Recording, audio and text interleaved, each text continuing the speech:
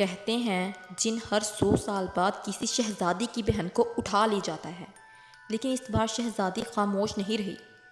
کیا وہ جن کو روک پائے گی یا تاریخ خود کو دہرا دے گی؟ آئیے جانتے ہیں اس کہانی میں۔ ایک گھنے اور سیاہ جنگل میں چاندنی رات کے سائے لرز رہے تھے۔ ہوائیں زہریلی سانس کی طرح ہر طرف پھیل رہی تھیں۔ درختوں کی شاخیں ہڈیوں کی مانند کھڑکھڑا رہی تھیں۔ اسی جنگل کے بیچوں بیچ ایک سنسان محل کھڑا تھا۔ اس محل میں رہتی تھی شہزادی مروہ، ایک حسین مگر افسردہ چہرے والی لڑکی جو کبھی ہنسی نہیں تھی۔ کچھ لوگ کہتے تھے کہ مروہ کی آنکھوں میں جنات کا سایہ ہے۔ ایک رات جب مروہ تنہا باغ میں چہل قدمی کر رہی تھی، اچانک فضا میں ٹھنڈی دھند پھیل گئی۔ درختوں کی چھاؤں سے ایک کالا سایہ ابھرا۔ اس کی آنکھیں انگاروں کی مانند چل رہی تھی۔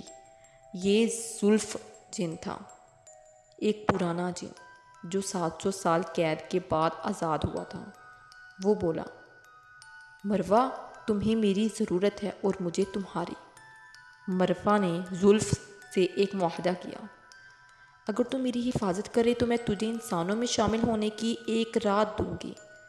زلف جن نے کہا، لیکن ہر معاہدے کی ایک قیمت ہوتی ہے شہزادی۔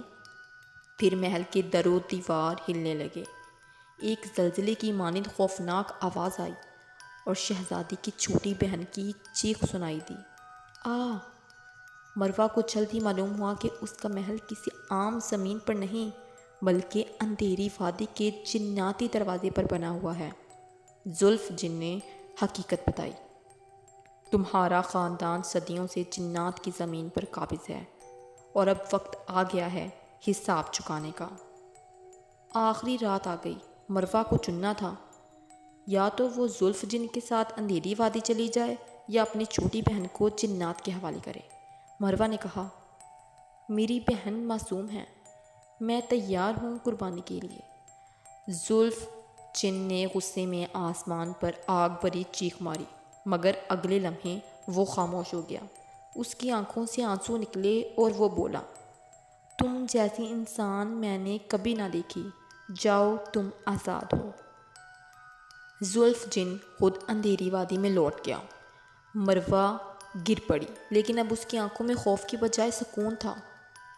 کہتے ہیں شہزادی مروہ کے بعد کوئی بھی اس محل میں نہیں گیا، مگر کبھی کبھی چاندنی رات میں ایک سیاہ سایہ باغ میں چلتا نظر آتا ہے۔